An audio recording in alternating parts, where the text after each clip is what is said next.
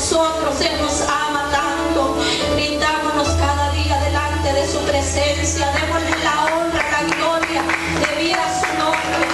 Meditaba en el canto que cantaba nuestro pastor, que decía: no daré mi vida a nadie más que a ti. En ese mismo canto dice: no daré mi tiempo a nadie más que a ti. Muchas veces le damos el tiempo a otras cosas donde no debemos de darla. Démosle el tiempo que le merece nuestro Dios.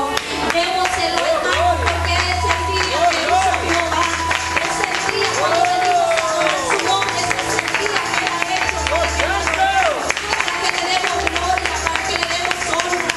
Sabe que el día de ayer ya no volvió jamás. El día de hoy ya no volverá jamás. Si no lo disfrutamos ese día en su presencia, ya nunca lo vamos a volver a adorar y a gozarnos en su presencia, porque cada día que pasa ya no vuelve jamás. Bendito Dios, aleluya. Así, para continuar, vamos